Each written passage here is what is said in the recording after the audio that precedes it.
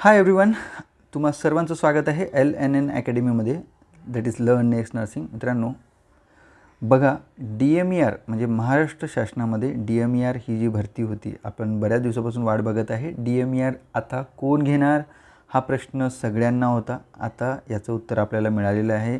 यामध्ये अधिकृतपणे महाराष्ट्र शासनाने राजपत्रक सादर केलेलं आहे 4 तारखेला, 4 मेला 2026ला. त्यांनी काय म्हटलेलं आहे, या पुढच्या सगळ्या भरती गट बच्या सर्व शासकीय कार्यालयातील महाराष्ट्रातील सर्व शासकीय कार्यालयातील गट ब अराजपत्रित आणि गट क फक्त पोलीस, शिक्षक, वाहन चालक आणि अनुकंपावरील नियुक्ती वगळून सर्व पदे हे कशा थ्रू भरण्यात येणार आहे? महाराष्ट्र लोकसेवा आयोगा थ्रू भरल्या जाणार आहे. याची अधिसूचना याच्यामधून आपल्याला मिळालेली आहे. आता आपण GR बघू. हा जो GR आहे, भरती प्रक्रिया सुसूत्रीकरण व सुधारणा करण्यासाठी, म्हणजे ह्या GR दिल्यापासून पुढच्या 1 महिन्यामध्ये सगळ्या डिपार्टमेंटला भरपूर काही गोष्टी करायच्या आहे.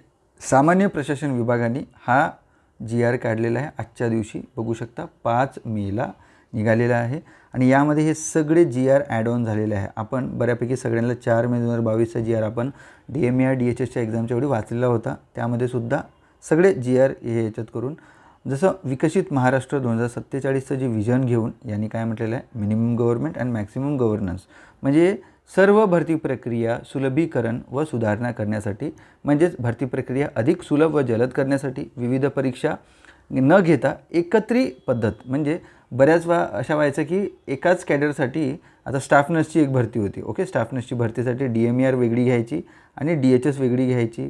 असे वेगवेगळे हे व्हायचे, एक्झाम्स व्हायचे. तर अशा एक्झामसाठी आता त्यांनी काय म्हटलेलं आहे की विविध परीक्षा आता एकत्रित पद्धत आणणार आहे याच्यामध्ये, आणि उमेदवाराला वेगवेगळ्या ठिकाणी वेगवेगळे पैसे, इथे 1000 रुपये भरायचे, इथे 1000 रुपये भरायचे, हे पैसे म्हणजे ताण कमी करायचा, याचा अभ्यास करायचा, त्याचा अभ्यास करायचा. म्हणजे इथे काय, उमेदवारांचा ताण कमी करण्यासाठी, विविध परीक्षा एकत्रित पद्धत करण्यासाठी आणि रिक्त पदे लवकरात लवकर भर देण्यासाठी हे नवीन एक सुधारणा करण्यात आलेली आहे. याद्वारे यांनी काय म्हटलेलं आहे बघा. भरपूर साऱ्या गोष्टी याच्यामध्ये दिलेल्या. तुमच्या सगळ्यांना मी टेलिग्राम चॅनलवर हे PDF तुम्हाला भेटून जाणार. लर्न नेक्स्ट नर्सिंगवर, तिथून तुम्ही वाचू शकता. यांनी काय म्हटलेलं आहे, शासन निर्णय याच्यामध्ये काय दिलेला आहे बघा, व्हेरी इम्पॉर्टंट याच्यामध्ये दिलेलं आहे. सर्वात पहिलं तर याच्यामध्ये सेवा प्रवेश अस्तित्वात नसलेल्या भरती प्रक्रियेत म्हणजे गुंतागुंती, विलंब होत होती. त्यामुळे आता त्यांनी काय केलं, स्वतंत्र परीक्षा, भरती प्रक्रियेस लागणारा विलंब, यामुळे रिक्त पदे राहून प्रशासकीय कार्यक्षमतेवर प्रतिकूल परिणाम होत होता. यासाठी स्वतंत्र परीक्षा, विविध संवर्गातील स्वतंत्र परीक्षा, वेगवेगळे अभ्यासक्रम व स्वतंत्र परीक्षा शुल्क, यामुळे उमेदवारांचा मानसिक, शैक्षणिक, आर्थिक ताण होत होता. वरील सर्व बाबीचा अभ्यास करून भरती क्रिया अधिक एकसंध, सुलभ आणि परिणामकारक व कालबद्ध करण्यासाठी सुधारित परीक्षा पद्धती, संवर्गाचे तर्कसंगत वर्गीकरण, सेवा प्रवेश नियमाचे सुसूत्रीकरण, निवड प्रक्रियेचे प्रमाणीकरण, यापुढे 13/4ला मंत्रिमंडळासोबत एक हे दिला, म्हणजे प्रस्ताव ठेवण्यात आला होता. आता त्याला मान्यता भेटलेली आहे. त्यांनी काय म्हटलेलं आहे, या बैठकीद्वारे सेवा प्रवेश नियमावली सुधारणा. सर्वात पहिलं तर त्यांनी काय केलेलं आहे, जे पण महाराष्ट्र शासनाचे सेवा प्रवेश पूर्वीचे होते, त्याच्यामध्ये सुधारणा करण्यात येणार आहे. काय काय सुधारणा करणार आहे, आता आपल्याला इथून 1 महिन्याच्या आतमध्ये वेगवेगळ्या डिपार्टमेंटचा, वेगवेगळ्या जे विभाग होते त्यांच्या जे कॅडर होते त्यांचे जे RRI रिक्रुटमेंट रेग्युलेशन आहे, हे तुम्हाला साईटवर बघायला मिळेल. आता आपल्या DMERचं सुद्धा जे मागचं आलं होतं, इथे सुद्धा तुम्हाला सुधारणा बघायला मिळेल लवकरच. म्हणजे 1 महिन्यामध्ये त्यांनी वेळ दिलेला आहे की हे प्रसिद्ध झाल्यापासून, हे जे राजपत्रक आणि नियमावली सादर झाल्यापासून 1 महिन्याच्या आत सगळं करायचं आहे. बघायचं सेवा प्रवेश नियम, शैक्षणिक अर्हता, प्राधान्य. यामुळं सदर निर्णयाद्वारे एकूण 553 इतक्या संवर्गाचे सेवा प्रवेश नियम सुधारित ओव्हरराईड करण्यात आलेले आहे, म्हणजे सुधारित करण्यात आलेले आहे. काही लक्षात ठेवा, काही आता आपल्याला ते बघायला मिळणार आहे. ओव्हरराईड केलेलं आहे, म्हणजे जे RR होते पूर्वीचे त्याच्यामध्ये आता काहीतरी सुधारणा करण्यात आलेलं आहे. म्हणजे पात्रता, अनुभव, प्राधान्य. आता तुम्हाला प्रश्न येत असेल की सर आता नर्सिंगचं काय, तर सांगेल मी तुम्हाला. नर्सिंगचं व्हिडिओ शेवटपर्यंत बघा, फालतू क्वेश्चन करायचे नाही. बरेच लोक कॉल करतात, मेसेज करतात. व्हिडिओ पूर्ण बघा, तुम्हाला सगळी माहिती भेटेल. तर याच्यामध्ये त्यांनी काय केलं, सेवा प्रवेश नियमामध्ये शैक्षणिक पात्रता, अनुभव, प्राधान्य, कौशल्य, अशा या करून ओव्हरराईड प्रोव्हिजन करून 1 ते 73 येथे नमूद करण्यात आलेलं आहे. बऱ्याच ठिकाणी. ओके, ते आपल्याला आता बघायचं आहे. आणि त्याच्यानंतर त्यांनी काय म्हटलेलं आहे की प्रशासकीय कार्यवाही विभागाने कार्यवाही म्हणजे बघा त्यांनी काय म्हटलं की हे जो शासन निर्णय आल्याच्या 15 दिवसातच त्यांनी सांगितलेलं आहे. ओके, 15 दिवसातच त्यांनी सांगितलेलं आहे की फटाफट तुम्ही हे करा. अटी अनुषंगाने सेवा प्रवेश नियमावलीमध्ये सुधारणा सरळ करण्यात आलेली आहे. सो सर्व विभागांनी संबंधित सेवा प्रवेश नियम शासन निर्गमित झाल्यापासून 15 दिवसात पुन्हा प्रकाश. म्हणजेच तुम्हाला लवकरच 15 डेजमध्ये, 1 महिनासुद्धा नाही, तुम्हाला नवीन RR बघायला मिळतील वेबसाईटवर. Okay, that is very important. Okay, 15 दिवसात सगळे RR तुम्हाला अपडेट दिसतील. RRमध्ये काही चेंजेस झाले का ते पण मी तुम्हाला सांगणार आहे, याच्यात दिलेलं आहे त्यांनी. ओके, त्यानंतर प्रमोशनल कॅडर्स पण काढलेलं आहे, फीडर कॅडर पण आलेलं आहे आणि काही डाईंग पोस्ट पण केलेलं आहे. काही पदं त्यांनी डाईंग केलेले आहे, म्हणजे काढून पण टाकलेले आहे. ओके, सर्वात इम्पॉर्टंट मुख्य सुधारणा काय आहे? सेवा प्रवेश नियम सुधारणा म्हणजे पात्रता, अनुभव, प्राधान्य यामध्ये बदल केलेला आहे. 553 संवर्गाचे नियम सुधारित करण्यास सांगितलेले आहे. ओके, प्रक्रिया एकदम अधिक पारदर्शक व परिणामकारक करायचा. ओके, देन परीक्षा प्रणाली विस्तार हे MPSCद्वारे करण्यात येणार आहे. ओके, अजूनही इथे माहिती नाही झालेलं आहे कोणत्या विभागासाठी कशा पद्धतीचा पेपर असणार आहे. MPSC ज्यावेळी ॲडव्हर्टाइजमेंट येईल त्यावेळी त्याच्यामध्ये लिहिलेलं असेल.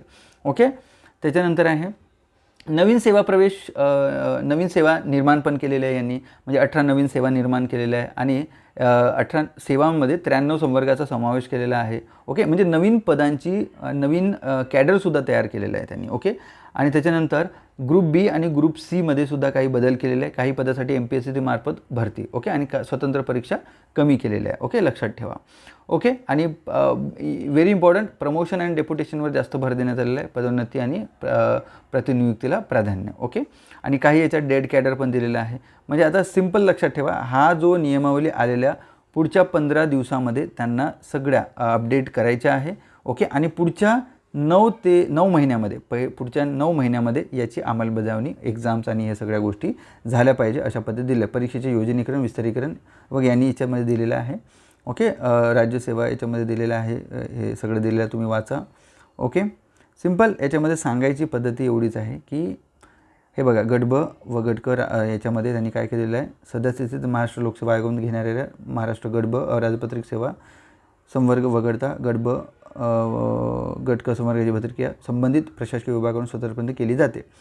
या संदर्भात क्रमांक 7 येथील 18 जुलै 2024च्या शासन निर्णयानुसार गट ब राजपत्रित आणि गट क म्हणजे संवर्गाची भरती महाराष्ट्र लोकसेवा आयोगाकडून करण्यास मान्यता देण्यात आलेली आहे. व्हेरी इम्पॉर्टंट, हा एक खूप महत्त्वाचा शब्द आहे. ओके, हा एक. त्यानंतर त्यांनी काय म्हटलेलं आहे? ओके, हां, हे एक वाचून घ्या तुम्ही. त्याच्यानंतर आहे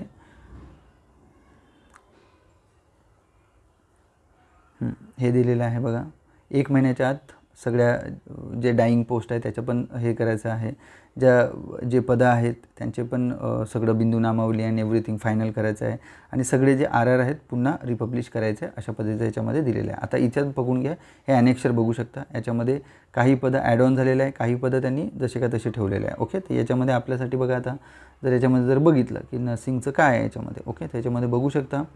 हे एक आहे महाराष्ट्र, याच्यामध्ये नवीन पदंसुद्धा हायर नाही, मेडिकल एज्युकेशन. ओके, इथे तुम्ही बघू शकता वैद्यकीय शिक्षण सेवा.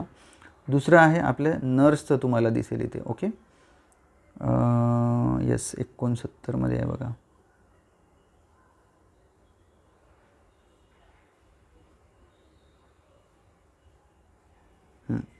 बघू शकता 59मध्ये. ओके, 59व्या याच्यावर तुम्ही जाऊन इथे बघू शकता.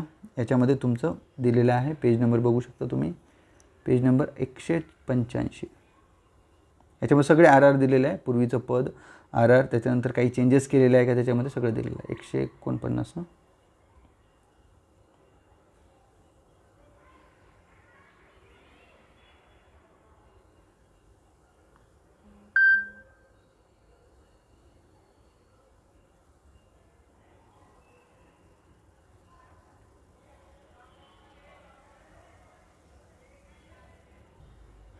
हे आपलं कॅडर आहे बघा. याच्यामध्ये बघू शकता परिचर्या याच्यामध्ये. ओके, DMERचं हे दिसतं डिपार्टमेंट.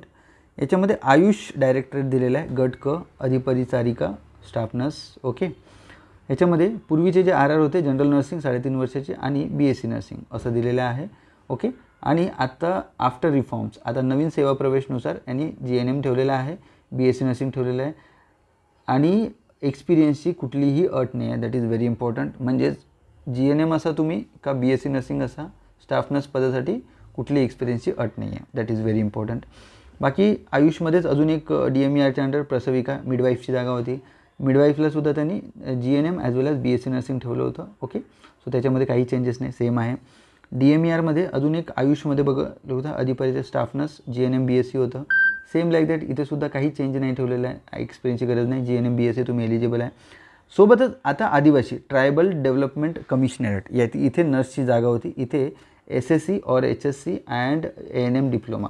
तर सेम त्यांनी ठेवलेलं आहे. याच्यामध्ये त्यांनी काय केलं आहे, ANM काढून आता त्यांनी काय ठेवलेलं आहे, GNM और BSc नर्सिंग केलेलं आहे. ओके, लक्षात ठेवा. गट कची पोस्ट आहे तर ANMला इथून काढलेलं आहे. ANM इक्विवलंट नाही आहे सध्या. ओके, ॲज पर दिस सेवा प्रवेश नियमावली TDC म्हणजे आदिवासी विकास जे आयुक्तालय होतं, आदिवासी विकास विभागाच्या आत्ता जागा निघल्या होत्या कॉन्ट्रॅक्च्युअल, आता इथे परमनंट निघतील, ज्या की MPSCद्वारे भरल्या जातील. बघा तुम्ही लक्षात ठेवा. सो जनरल नर्सिंग, मिडवाईफरी आणि BSc नर्सिंग इथे एलिजिबल आहे. एक्सपिरियन्सची कुठलीही गरज नाही आहे. नर्सिंगसाठी मला ह्या 3च दिसलेल्या आहे. ओके, लक्षात ठेवा. इथे जसं आता तुम्ही बघू शकता इथेसुद्धा एक्सरे टेक्निशियन्स अँड एव्हरीथिंग दिलेलं आहे. DMERच्या अंडरमध्ये हे जे दिसत आहे तुम्हाला त्या पद्धतीचं. Okay, same like that. Okay, तर तुम्हाला सांगण्याचं तात्पर्य असं की बाबांनो अभ्यास करा. एक्झाम मोस्ट प्रॉब्ली ह्या याच्यानुसार जर बघितलं तर एक्झाम कोण घेणार, एक्झाम हे MPSCद्वारे घेण्यात येईल. ओके, असं याच्यावरून आपल्याला संबोधित होत आहे. म्हणजेच DMERबद्दल जर बघायला गेलं तर चान्सेस मॅक्सिमम आहे की आता MPSC एक्झाम घेऊ शकते. जरी इथे आता DMER डिपार्टमेंट दिसतं तरीसुद्धा आस्थापना तुम्हाला इथे हे दिसायला पाहिजे होती, म्हणजे DMER. ओके, म्हणजे डायरेक्ट DMERसुद्धा आस्थापना दिसायला पाहिजे होती, पण हे लिहिलेलं नाही आहे याच्यामध्ये. का लिहिलं नाही हे आपल्याला माहीत होईल, कारण 15 दिवसामध्ये जर RR पुन्हा पब्लिश झाले. ओके, हे बघा आयुषचे तर होणारच आहे, DMERचे सुद्धा होतील. ओके, आयुष आणि DMER हे एक्झाम सोबतच व्हायची आपल्याला सगळ्यांना माहिती आहे. आयुषचे त्यांनी इथे दिलेले आहे की बाबा याच्यामध्ये, बट DMERच्या RR विषयी म्हणजे DMERचे डिपार्टमेंट तर ठीक आहे DMERच्या अंडरमध्येच येतं, बट इथे DMER असायला पाहिजे होतं, ते दिसत नाही. यामध्ये असू शकतं की आयुष तर दिसत आहे आपल्याला, DMER दिसत नाही आहे. हे होऊ शकते चुकीमुळं झालं असेल, कारण इथे अधिपरिचारिका इथे अधिपरिचारिका दिसते, तर होऊ शकते की DMER असू शकतं हे जे आहे ते. ओके, त्यामुळं तुम्ही टेन्शन घेऊ नका की बाबा याच्या DMER नाही आहे तर होऊ शकत नाही वगैरे. Okay, but basically as per जे राजपत्रक निघालं काय म्हणतं आहे की बाबा गट कच्या सगळ्या शासकीय नोकऱ्या ओके त्या याच्याद्वारे भरल्या जाईल. कशाद्वारे, आपल्या MPSCद्वारे. बट याच्यामध्ये DHSबद्दल काही लिहिलेलं नाही आहे. सार्वजनिक आरोग्य विभागाशी रिलेटेड याच्यामध्ये दिलेलं नाही आहे. त्यामुळं जरा याच्यामध्ये शंका दिसतं की DHS ही एक्झाम कशी भरण्यात येईल की बाबा याच्याविषयी दिलं नाही. बट राजपत्रक म्हणते की गट कच्या सगळ्या शासकीय नोकऱ्या ह्या MPSCद्वारे भरल्या जातील. बट यामध्ये कुठेही मला DHSचं नाव म्हणजे सार्वजनिक आरोग्य विभागाचं नाव दिसत नाही आहे मला याच्यामध्ये. ओके, त्यामुळं तरीसुद्धा शंकेचं प्रमाण आहे. तरी आपण काय करूया की जर 15 दिवसामध्ये DHSचे सुद्धा RR अपडेट झाले आणि DMERचे तर अपडेट होणारच आहे, आयुष याचेसुद्धा अपडेट होणार आहे. ओके, तर समजून घ्यायचं की बाबा एक्झाम जी आहे ती MPSC घेणार. अदरवाईज DHS जी एक्झाम आहे ते 45 दिवसाचा कार्यक्रम दिलेला आहे, तर DHS येण्याचे मॅक्सिमम चान्सेस आहे लवकर. बट आता यानुसार जर बघायला गेलं तर DMERला आपल्याला थोडा वेळ लागू शकतो. 1-2 महिने, 3 महिने, 4 महिने जाऊ शकतात. बट मला असं वाटतं ॲज पर दिस MPSC रेडी आहे की एक्झाम घेण्यासाठी. त्यामुळं तुम्ही शंका ठेवू नका, अभ्यास करत राहा. जर MPSC जर एक्झाम घेतली तर काय चेंजेस येऊ शकते, काय नाही येऊ शकत, ते आपल्या येणाऱ्या व्हिडिओमध्ये तुम्हाला डेफिनेटली बघायला मिळेल. ओके, उद्या किंवा परवाला माझा व्हिडिओ येईल. सो आवर्जून सांगतो, व्हिडिओ स्किप करू नका, व्हिडिओ बघा. जरी तुम्हाला बोर होत असेल तरी बघा, कारण तुमच्या माहितीसाठी फार महत्त्वाची अपडेट आहे ही. सो थँक्यू, धन्यवाद, जय हिंद.